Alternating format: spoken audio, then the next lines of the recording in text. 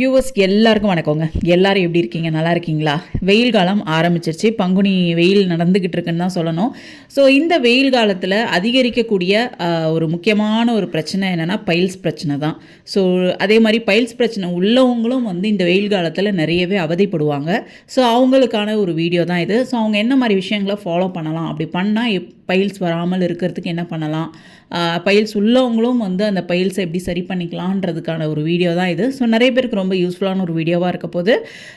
Okay, வாங்க வீடியோக்குள்ளே போகலாம். ஓகே, கோடை காலத்தில் வெயிலோட தாக்கம் அதிகமாக இருக்கும். ஸோ பைல்ஸ் பிரச்சனை அதிகமாக இருக்கும். ஸோ அதனால் நிறைய பேர் ரொம்ப அவதிப்படுவாங்க. சில பேருக்கு ப்ளீடிங் பைல்ஸ் இருக்கும். அதாவது மலம் கழிக்கும் போது ரத்தமும் சேர்ந்து வரும். ஸோ இந்த மாதிரி பிரச்சனைகளையும் பாதிக்கப்படுவாங்க.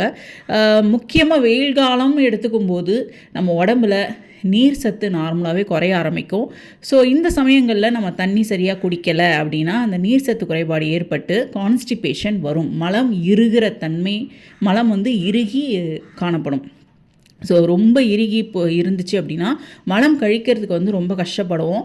ஸோ டாய்லெட் போக ரொம்ப கஷ்டமாக இருக்கும். ஸோ இதுவே கண்டினியூ ஆகிட்டு இருந்துச்சு அப்படின்னா மூல நோய் வருவதற்கான வாய்ப்புகள் அதிகமாக இருக்குது. அதே மாதிரி நீண்ட நேரம் ஒரே இடத்துல உட்காந்து வேலை பார்க்குறவங்களுக்கும் இந்த பிரச்சனை வரும். அதாவது மூளைச்சூடு ஏற்படும். ஸோ அதை தொடர்ந்து பைல்ஸ் வரலாம். ஸோ நிறைய காரணங்கள் இருக்குது. ஆனால் இதை எப்படி நம்ம சரி பண்ணிக்க முடியும்? இதுக்கு உடனே ட்ரீட்மெண்ட் பண்ணுறது ரொம்ப ரொம்ப ரொம்ப அவசியம்.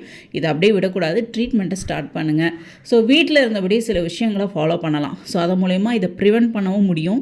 இந்த பிரச்சனையில் பாதிக்கப்பட்டவங்களுக்கும் ஒரு தீர்வு கிடைக்கும். ஸோ அது என்ன அப்படின்னு பார்த்தோன்னா பழங்கள். ஃபஸ்ட்டு பழங்கள் நிறைய எடுத்துக்க ஆரம்பிங்க. அதாவது ஆப்பிள், பேரிக்காய், வாழைப்பழம், பப்பாளி பழம். ஸோ இதெல்லாம் அடிக்கடி சாப்பிட்டு வர மாதிரி பாருங்கள்.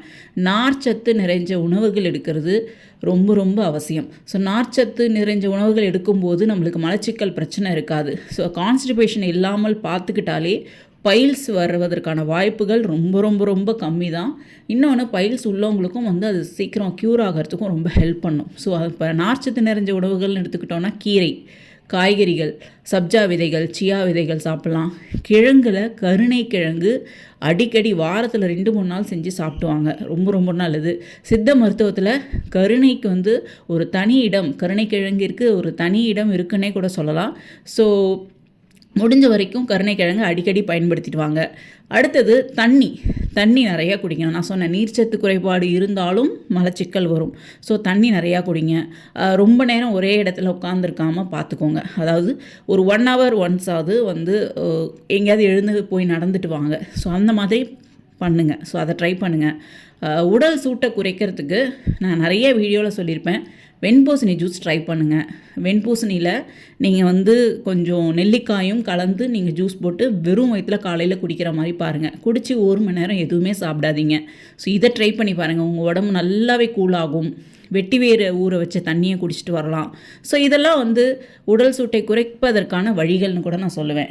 அதே மாதிரி வாரத்துக்கு ஒரு தடவையாவது எண்ணெய் குளியல் எடுக்கிற மாதிரி பார்த்துக்கோங்க. நல்ல சுத்தமான, அதாவது செக்கில் ஆட்டின நல்லெண்ணெயாக இருந்தால் ரொம்ப நல்லது.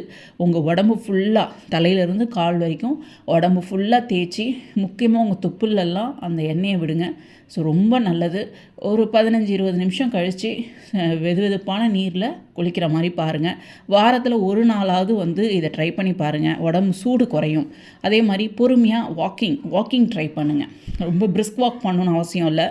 ஒரு மைல்டு வாக்கே ரொம்ப போதுமானது. ஸோ அதை ட்ரை பண்ணுங்கள். இந்த வெயிட் தூக்குறது, வாட்டர் கேனு, சிலிண்டர் இதெல்லாம் தூக்கிறத கொஞ்சம் அவாய்ட் பண்ணுங்கள். ஸோ இதெல்லாமே அந்த பிரச்சனையை அதிகரிக்கும். ஸோ இந்த விஷயங்களை ஃபாலோ பண்ணுங்கள். இதை பண்ணாலே உங்களுக்கு பைல்ஸ் பிரச்சனை வராமல் இருக்கும். அதே மாதிரி பைல்ஸ் பிரச்சனை உள்ளவங்களுக்கும் இந்த வெயில் காலங்களில் நான் சொன்ன இந்த மெத்தட் கண்டிப்பாக ஒர்க் ஆகும். சித்த மருத்துவத்தில் இந்த பைல்ஸ்க்கு நிறைய ட்ரீட்மெண்ட் இருக்குது, நிறைய மருந்துகள் இருக்குது. ஸோ உங்களுக்கு இப்படி ப்ராப்ளம் வந்துருச்சு, கான்ஸ்டிபேஷன் வந்துருச்சு, இல்லை பைல்ஸ் வந்துருச்சு, இல்லை நான் மலங்கழிக்கும் போது எனக்கு ப்ளீட் ஆகுது, ஸோ இந்த மாதிரி ப்ராப்ளம்லாம் வந்துருச்சுன்னா சித்த மருத்துவரை போய் அணுகுங்க. அவங்க இதுக்கான ஒரு ப்ராப்பர் ட்ரீட்மெண்ட்டை உங்களுக்கு கொடுப்பாங்க. ஸோ எதையுமே ஆரம்பத்திலே பார்த்துறது ரொம்ப ரொம்ப நல்லது. ஓகே வர்ஸ், நான் போட்ட இந்த வீடியோ கண்டிப்பாக நிறைய பேருக்கு ரொம்ப ஹெல்ப்ஃபுல்லாக இருக்கும்னு நம்புகிறேன். ஸோ ஃபாலோ பண்ணுங்கள். ஹெல்த்தியாக இருங்க, சந்தோஷமாக இருங்க. Thank you so much.